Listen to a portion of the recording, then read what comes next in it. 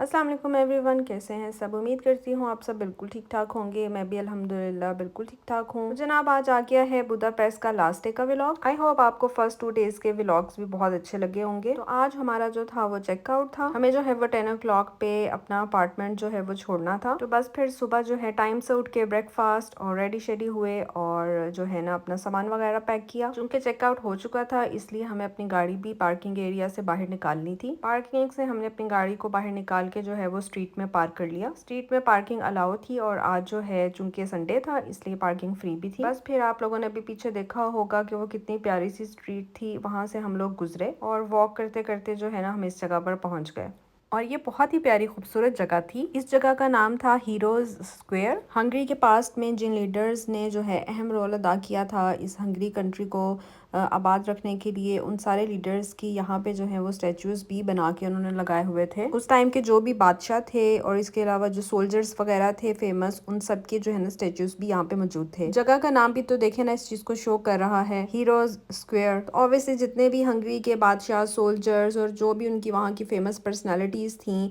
जिन्होंने अहम role play किया था, उन सब के स्टेचूज तो यहाँ पे होने ही थे। कुछ टाइम हम लोगों ने यहाँ पे गुजारा और जो भी है वहाँ पे उनकी हिस्ट्री वगैरह लिखी हुई थी उसको हम लोगों ने पढ़ा और पिक्चर्स वगैरह बनाई और फिर वॉक करते करते जो है ना हम आगे आ गए। और ये वाला जो है ना एक पार्क था और ये बहुत ही खूबसूरत पार्क था। वो देखें इतनी खूबसूरत बिल्डिंग है, उसके नीचे बुदापेस्ट भी लिखा हुआ था। इस पार्क का नाम था मोमेंटो पार्क। और ये चेक करें ये कितना खूबसूरत कैसल था। बुदापेस्ट के बेहतरीन खूबसूरत कैसल्स में से एक ये भी कैसल है और इस कैसल का नाम है वेदा याद कैसल। नाम तो इसका थोड़ा सा मुश्किल है लेकिन जब आप एक दफा उसको रिटन फॉर्म में देख लेते हैं फिर आपको जो है वो याद हो जाता है। कैसल ऑब्वियसली काफी ज्यादा बड़ा था और इसके अंदर जो है वो डिफरेंट स्टेच्यूज भी पड़े हुए थे। और ये दरख्त देखें कितना बड़ा था और लग रहा था जैसे बहुत 100 साल पुराना है। फूल देखें कितने खूबसूरत हैं। बुदापेस्ट का फेमस चर्च है वो भी यहाँ पे अंदर था। इसके अलावा लाइब्रेरी और भी डिफरेंट बिल्डिंग्स थी यहाँ पे, जहाँ पे जो है पहले टाइम के जो भी बादशाह वगैरह इस कैसल में रहा करते थे। अब तो बस ये एक तफरीही मुकाम ही बन चुका है। और ये देखें कितना जो है ना वो स्केरी स्टेचू लग रहा है। अंदर जो है वो स्वीनियर शॉप भी थी। वैसे और तो कोई शॉप नजर नहीं आई मुझे, सिर्फ यही एक शॉप थी जहाँ पे बहुत ही अच्छे स्वीनियर्स थे। खैर उस वाले एरिया से हम लोग निकल आए और वॉक करते करते हम पहुंच गए हाउस ऑफ म्यूजिक हंगरी। आप इनका आर्किटेक्चर चेक करें कितना खूबसूरत है, कितनी खूबसूरती से बनाया हुआ है। बस यही देखने के लिए मैं इस साइड पर आई, क्योंकि म्यूजिक में तो हमें इंटरेस्ट नहीं है तो अंदर तो हमें नहीं जाना था। ये देखें वो हॉट एयर बैलून जो मैंने आप लोगों को कल वाले व्लॉग में दिखाया था, आज जो है ना वो पता चला कि वो यहाँ से जो है ना ऊपर जाता है। आज के हमारे प्लान में जो मेन चीज थी वो जू जाना था, क्योंकि हंगरी का जो जू है वो बहुत फेमस है कि वो बहुत बड़ा है और उसमें बहुत ज़्यादा एनिमल हैं। लेकिन जू की तरफ जाते जाते रास्ते में जो भी और चीज़ें आ रही थी तो हमें था कि हम उन सबको भी देखते हुए जाते हैं। और ये सब हम वॉक करते हुए ही जा रहे थे। ये यहाँ का जो है वो थर्मा है, यानी कि स्विमिंग एरिया। लेकिन जो है यहाँ पे कुछ एज लिमिट का इशू था इसलिए यहाँ पर नहीं जा सके। नेक्स्ट हम वॉक करते करते फाइनली हम पहुंच चुके थे बुदापेस्ट जू में। टिकट्स लेके हम लोग अंदर एंटर हुए और उसके बाद जो है ना हम लोगों ने मैप लिया, क्योंकि मैप हाथ में हो तो थोड़ा इजी हो जाता है, आपको पता चल जाता है कि हम लोग किस डायरेक्शन में हैं और अभी हम लोग क्या देख रहे हैं और नेक्स्ट जो है हमें क्या चीज़ें देखनी हैं। ये जू में एंट्रेंस के एक तरफ जहाँ से हम लोगों ने स्टार्ट लिया था वहाँ पे ये जापानीज गार्डन था, जहाँ पे जो है ना बहुत ही खूबसूरत और डिफरेंट किस्म के पौधे और दरख्त वगैरह लगे हुए थे। कुछ लोग हम लोग जापानीज गार्डन में चलते फिरते रहे। आज जो मौसम है वैसे वो काफ़ी अच्छा था, हवा भी अच्छी चल रही थी। लाइक वो बहुत सख्त गर्मी नहीं थी जैसे कल थी, वैसे भी क्लाउडी था। और आपको पता है अगर धूप नहीं हो और थोड़ा क्लाउडी हो तो मौसम वैसे ही अच्छा लग रहा होता है। और ये देखें कितने बड़े बड़े टोर्टाइज हैं जो कि अपने खाने पीने में शदीद तरीन मसरूफ थे। मुझे एक्वेरियम देखने का तो बहुत शौक है। जू के अंदर एक तरफ जो है वो एक्वेरियम था, तो एक्वेरियम में हम लोग जैसे ही एंटर हुए तो आप ये देखें कितनी प्यारी जो हैं वो सारी मछलियाँ और कितने प्यारे प्यारे इनके कलर्स हैं। इसका कलर देखें, ये तो इतनी खूबसूरत थी। मैं तो बस यही देख रही होती हूँ कि इनके कलर कॉम्बिनेशंस कितने प्यारे अल्लाह पाक ने बनाए हैं। और वैसे भी जो है मछलियाँ बहुत ही खूबसूरत लगती हैं, इनोसेंट सी, क्यूट सी। एक्वेरियम में बहुत ही ज़्यादा मछलियाँ थी और बहुत सारी नस्लों की थी, कोई बहुत बड़ी थी, कोई छोटी थी और डिफरेंट डिफरेंट कलर्स की थी, कई तो बहुत ही छोटी छोटी थी। आज का व्लॉग जो है ना वो थोड़ा सा लंबा होने वाला है पहले से, एटलीस्ट 2-3 मिनट मिनट ज़्यादा ही होगा। पहले मैंने सोचा था कि मैं जो है ना डिवाइड कर देती हूँ, लाइक जू का पार्ट सेपरेट कर देती हूँ और बाकी जो हम लोगों ने एरियाज वगैरह देखे उनको सेपरेट कर देती हूँ, लेकिन फिर बस जो है ना वॉइस ओवर करने की सुस्ती हो जाती है, और सुस्ती भी क्या कहूँ कि टाइम ही नहीं मिलता। ये वाली देखें कि आप कितनी छोटी छोटी सी जो है ना वो मछलियाँ हैं, कितनी खूबसूरत लग रही हैं।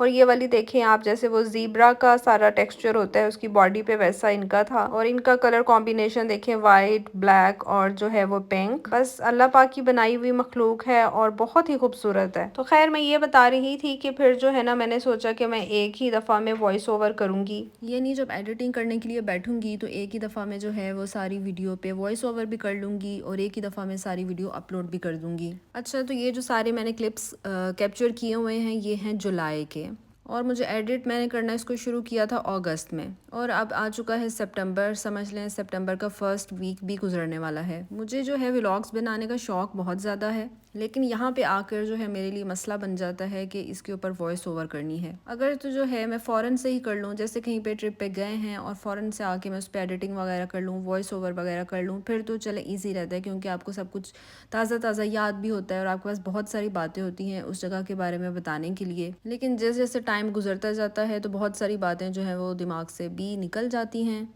ट्राई तो मैंने बहुत की कि मैं अगस्त में जो है ये सारा कंप्लीट कर लूँ, लेकिन अगस्त मेरा इतना ज़्यादा बिजी किया कि मुझे बिल्कुल भी टाइम नहीं मिला कि मैं कर सकूँ। पहले तो मैंने सोचा था कि अपलोड ही नहीं करती, बल्कि वॉइस ओवर करती ही नहीं हूँ, बस सारे क्लिप्स डिलीट कर देती हूँ, क्योंकि मुझे अपने मोबाइल के अंदर भी क्लिप्स नहीं चाहिए अब। लेकिन फिर सोचा कि इतने शौक से मैंने उस टाइम पर सारे क्लिप्स बनाए थे अपनी मेमोरी के लिए भी और आप सबको भी दिखाने के लिए भी कि किस तरह का बुदापेस्ट का ज़ू है। और अब इस मसले की वजह से कि मुझे वॉइस ओवर करने का टाइम नहीं मिल रहा, मुझे ये समझ नहीं आ रही कि मैं अब क्या बोलूँ और मैं सारे के सारे क्लिप्स डिलीट कर दूँ, ये तो फिर गलत हो जाएगा। तो फिर मैंने सोचा कि चले आहिस्ता आहिस्ता सही किसी न किसी दिन तो जो है ना ये वीडियो पे वॉइस ओवर कंप्लीट हो ही जाएगी ना। आप सब भी देख रहे होंगे कि जो है जू का व्लॉग मस्ट आता है, लेकिन इस दफ़ा समर ट्रिप में हम लोग जब भी जहाँ पे भी गए तो वहाँ के जो जू थे वो वैसे ही बहुत ज़्यादा फेमस थे और बहुत बहुत बड़े जू थे। तो इसलिए फिर ये था कि अगर हम लोग कहीं गए हैं और वहाँ पे फिर इतने फेमस प्लेसेस हैं, लाइक जू है वहाँ का बहुत फेमस है, तो फिर उसको देखकर ना आए ये तो अच्छी बात नहीं होगी ना। ये वाला जो सारा एरिया था ना, ये बटरफ्लाई का एरिया था, इन्होंने बड़ा अच्छा इसको कवर कर किया हुआ था। यानी कि बटरफ्लाइज जो है ना वो बाहर नहीं निकल सकती थी, और अंदर उन्होंने इतना अच्छा माहौल बनाया हुआ था उनका कि बिल्कुल ऐसे जैसे सारा उनका अपना एक एरिया होता है, घर सा उनके लिए बनाया हुआ था और बहुत अच्छा था। बहुत ही प्यारी प्यारी डिफरेंट कलर्स की जो है ना बटरफ्लाइज यहाँ पे आराम से उड़ रही थी, कोई एक जगह से दूसरी जगह जा रही थी, कहीं पे बैठी हुई थी। ये देखें यहाँ पे जो है ये अपना खाना खा रही है, जैसे वो ऑरेंज है उसका जो है वो रस चूस रही है। ये बटरफ्लाई वाले एरिया से जब हम लोग बाहर निकले तो बारिश होना स्टार्ट हो गई। फिर हम जो है ना दोबारा बटरफ्लाई वाले एरिया में आ गए और कुछ टाइम हम लोग वहीं पे बैठे रहे इस इंतज़ार में कि बारिश जो है ना वो ज़रा रुक जाए। बारिश रुकी तो फिर हम लोग जो है ना वो बाहर निकले, बल्कि हल्की हल्की बारिश हो ही रही थी जब हम लोग बाहर निकल आए वो बटरफ्लाई वाले एरिया से। ये सारा यहाँ पे जो है ना वो बर्ड एरिया बना हुआ था। अच्छा, जो जो भी पोर्शंस उन लोगों ने बनाए हुए थे वो बिल्कुल इस तरीके से बनाए हुए थे कि वहाँ पे रहने वाले जो भी जानवर थे या परिंदे थे या मछलियाँ वगैरह जो कुछ भी थी, उन लोगों के लिए एक प्रॉपर पूरा इंतज़ाम था। ये नहीं कि उन सब के लिए उन्होंने प्रॉपर जो है ना इन्वायरमेंट बनाया हुआ था। जैसे अब आप लोग देख रहे हैं कि ये बर्ड एरिया है, अब यहाँ पर उन्होंने इनको किसी छोटे से केज में बंद बिल्कुल नहीं किया हुआ था। ये काफ़ी बड़ा एरिया था, लेकिन उन्होंने उसको इस तरीके से कवर किया हुआ था कि कोई भी जो बर्ड है वो बाहर नहीं निकल सके, लेकिन अंदर जो है ना वो आज़ादी से घूम सके। इस आउल को चेक करें, वो तो बड़ा जो है ना वो गौर गौर से देख रहा था। ये भी मंकीज़ ही की टाइप है, और आप इनको चेक करें कि ये किस तरह की जो है ना शरारतें कर रहे थे। छोटे छोटे से थे और कभी इधर से उधर और इधर से उधर जो है ना वो भागते फिर रहे थे अपने पूरे के पूरे केज में। ये वाला जो जू है बुदापेस्ट का, ये जो है ना 1866 में ओपन हुआ था, और आप ये समझ लें कि यूरोप के जो है ना बहुत पुराने पुराने जू में से एक ये भी है। जू के अंदर जो है तकरीबन 700 प्लस जो है ना वो डिफरेंट जानवरों की स्पीशीज़ हैं, और इसके अलावा यहाँ पे बहुत यूनिक जो है ना वो प्लांट्स की डिफरेंट टाइप्स भी हैं। इसके अलावा जो है ना जू के अंदर भी काफ़ी ज़्यादा हिस्टोरिकल बिल्डिंग्स हैं, जो कि आप समझ लें कि टूरिस्ट के लिए एक अलग से अट्रैक्शन भी है। तो ये फैमिलीज़ के लिए और बच्चों के लिए जो है ना बहुत ही अच्छी जगह है। और इसके अलावा यहाँ पे अंदर बहुत सारी और एक्टिविटीज़ भी होती हैं और ज़ू जो है वो बहुत ज़्यादा बड़ा है। ये वाला सारा एरिया जो था वो बैट्स का एरिया था जिसको हम चमगादड़ कहते हैं। और इसकी एंट्रेंस से पहले उन लोगों ने ये क्लियरली लिख कर लगाया हुआ था कि अंदर जाके आप लोगों ने मोबाइल की फ्लैश लाइट बिल्कुल ऑन नहीं करनी। लोग तो वैसे जो है ना वो वीडियोस वगैरह बना रहे थे, लेकिन मैं तो इतना ज़्यादा स्केर्ड थी कि बस मैं तो एक सेकंड में अंदर गई हूँ और मैंने तो फ़ौरन जो है ना वो बाहर निकलने की और किसी बैट की तरफ जो है ना मैंने कैमरा नहीं किया। मुझे यही डर था कि कोई बैट जो है ना वो मेरे कैमरे की तरफ ना अटैक कर दे। शायद मैं कुछ ज़्यादा ही डर रही थी, जबकि बहुत सारे लोग जो है वो वीडियोस भी बना रहे थे और बहुत आराम से फ्रीली अंदर उस एरिया में घूम फिर रहे थे बच्चों के साथ। लेकिन बस वो एक थोड़ा सा मेरे लिए खौफनाक मंजर था कि सारे जो चमगादड़ थे वो एक जगह से दूसरी जगह, एक जगह से दूसरी जगह जो है ना वो उड़ते हुए जा रहे थे। तो मैं आप लोगों को ये बता रही थी कि ये ज़ू इतना ज़्यादा बड़ा है, तकरीबन आप समझ लें जो सारा एरिया है वो तकरीबन 45 एकर्स जगह पर मुश्तमिल है। लाइन साहब तो जब भी हम आए ना कहीं पे भी जाएं तो लाइन जो है ना वो मोस्टली सोए ही होते हैं। तो आप खुद इमेजिन करें कि 45 एकड़ जगह जो है वो कितनी ज़्यादा होगी। तकरीबन जो है वो 4 से 5 घंटे चाहिए आपको ये सारा जू विजिट करने के लिए। समझ लें तकरीबन 25 फुटबॉल प्ले ग्राउंड्स जितना।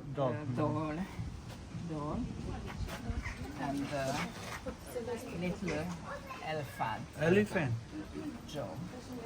वो स्नेक का है शायद आगे वाला। इसके साथ इसकी भी ध्यान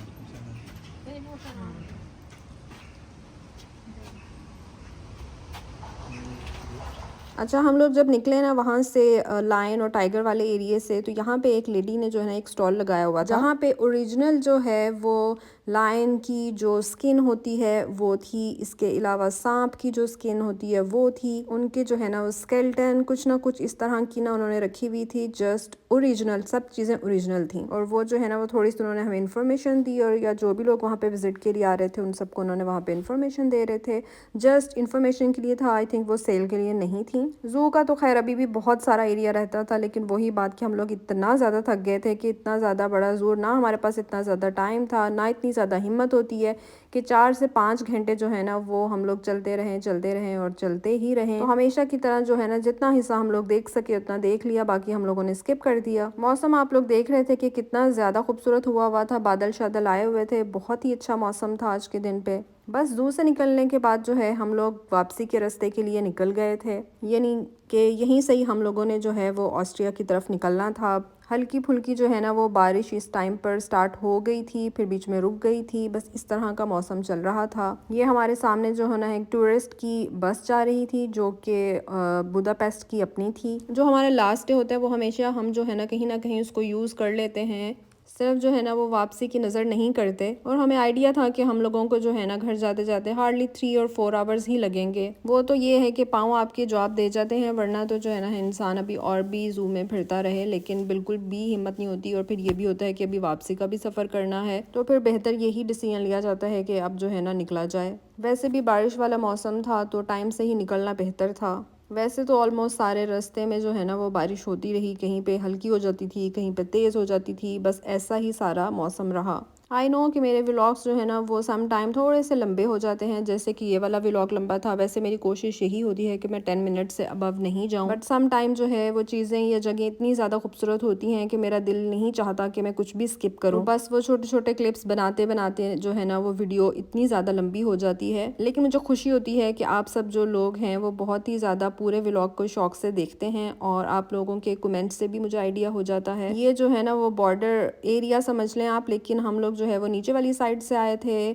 और ये आप देख रहे होंगे रिपब्लिक ऑफ ऑस्ट्रिच लिखा हुआ है, यानी कि हम लोग यहाँ पे ऑफिशियली ऑस्ट्रिया के अंदर एंटर हो गए हैं। गूगल मैप को फॉलो करते हुए आ रहे थे और गूगल मैप ने जो हमारे लिए आसानी की और हमें नीचे वाले रास्ते से ले आया, वरना मेन हाईवे मोटरवे वगैरह पे तो चेक इन वगैरह थोड़ा बहुत हो रहा था, और वहाँ पे जो है ना वो लाइन्स वगैरह कुछ थी। जैसे ही इंसान अपनी कंट्री में एंटर होता है तो एक वैसे ही जो है ना आपको एक रिलैक्सेशन हो जाती है कि अच्छा जी हम अपने मुल्क में अब आ गए हैं। वैसे भी आपको मेरे पुराने व्लॉग को देख के आइडिया हो गया होगा कि यहाँ पे विंड व्हील्स इतने ज़्यादा हैं, टर्बाइंस इतनी ज़्यादा हैं। तो अब जो है ना आप लोग जितना भी ये क्लिप्स देख रहे हैं एंड तक, ये सारे जो हैं वो वियना के हैं। चलें जी, फाइनली मैं खुश हूँ कि आज जो है ना मेरा वॉइस ओवर एटलीस्ट कंप्लीट हो गया है, जो कि इतने दिनों से पेंडिंग था। इंशाल्लाह बहुत जल्द मैं न्यू व्लॉग के साथ आऊँगी। तब तक आप अपना और अपनी फैमिली का बहुत सारा ध्यान रखिएगा। मुझे और मेरी फैमिली को भी अपनी दुआओं में याद रखिएगा। इंशाल्लाह बहुत जल्द मिलते हैं एक न्यू व्लॉग के साथ। तब तक टेक केयर एवरीबडी। अल्लाह हाफिज़।